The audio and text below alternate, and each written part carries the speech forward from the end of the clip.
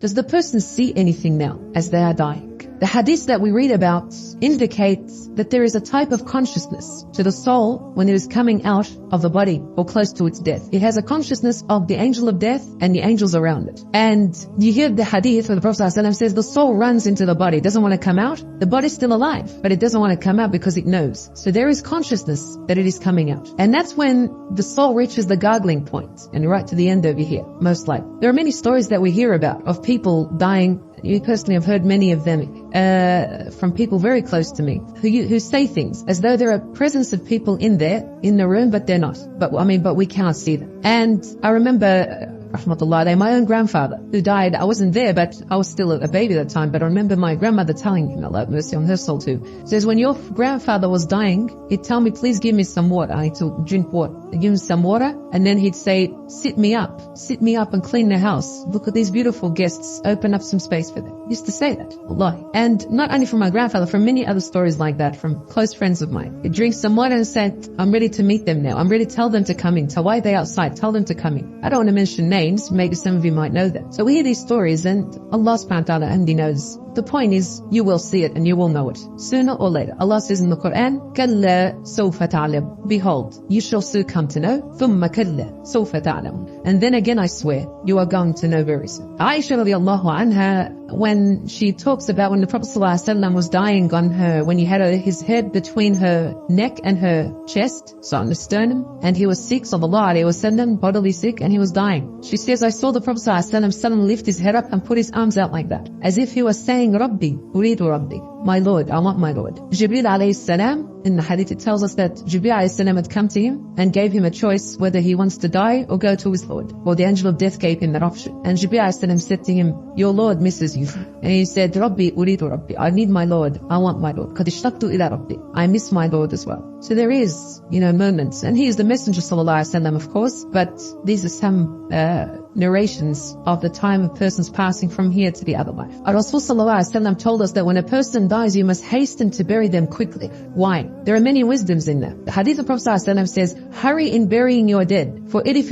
it is a good soul, then rush it to its luxuries and to its na'im and rewards. Why are you detaining it? Take it so you can enjoy it very quickly. The soul will be waiting. But if it's a bad soul, you can get rid of it quickly off your shoulders. You don't want to hold a bad soul in your body. Get rid of it. There are other wisdoms to why we bury the people quickly, the dead. One of them, subhanallah, it has this special effect on the family. It eases their pain. Ask any family who've had some people passed away. So long as they're still in the morgue or with the coroner or at the masjid, they feel the job hasn't been completed. And as soon as they bury them and they cry a little bit and they go home, the peace starts coming back slowly. And the memory, forget a little bit afterwards. The pain goes away slowly. As soon as it's buried, abadan. I have been to only dozens and dozens of janazas. And every time I see this, the family beforehand, I've seen families, they've gone crazy in crying and misery. As soon as the body's buried, shortly afterwards, it starts to calm down. It has an effect. It's the mercy of Allah subhanahu wa ta'ala. Also, the body decomposes and decays.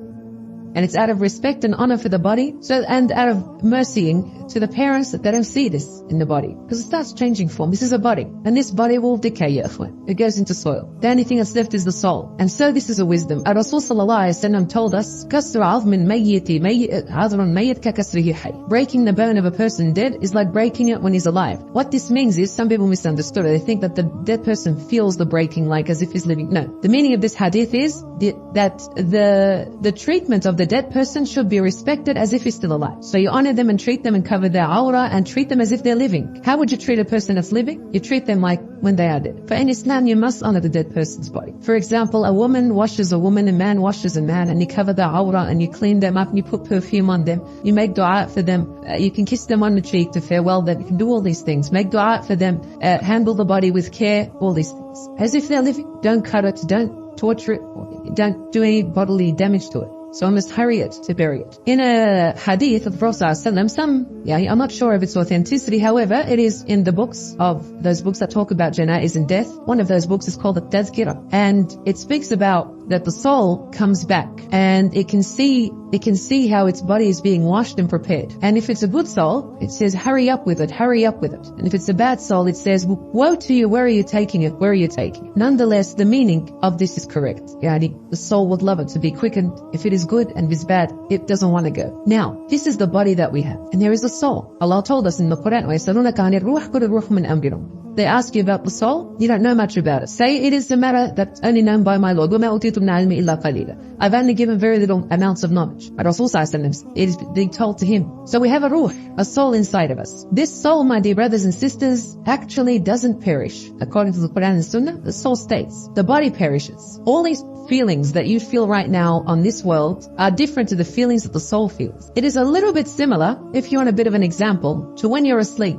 You could probably look at a person who is asleep and you see their body sound asleep as if they're peaceful. Isn't that correct? But sometimes you may have a nightmare and you're struggling, and there are people who feel pain during the night and think it's real. And then suddenly they wake up and they're breathing heavily. They say, why didn't you, stop? Why didn't you come and help me? If someone's there, you say, well, you were sleeping peacefully. And they don't see what you're going through. And sometimes you'll be in a total bliss and beauty in your dreams. And on the outside, you can't see it. It's just the body sleeping. Similar to that, but on more of a real scale, reality. This is how what happens when you're actually dead. The body halas, it's dead. You look at it, it's dead. It's decaying. It goes into soil. There's no more existence to it. But what actually goes into that next life is the soul. And the soul is returned to the grave in a world that you and I cannot see or witness. Just similar to how when your body is there, and your soul is there, but you're asleep and it's somewhere else, but it's still there. That's why you're still alive. And he goes into a world called al-barzakh. If you open up a grave, you won't see this. But this occurs, all these things are happening, they are happening in the world called al-barzakh. We hope you will continue to enjoy our content. Don't forget to subscribe. And by pressing the bell next to the subscribe button, you will receive updates and notifications. Thank you.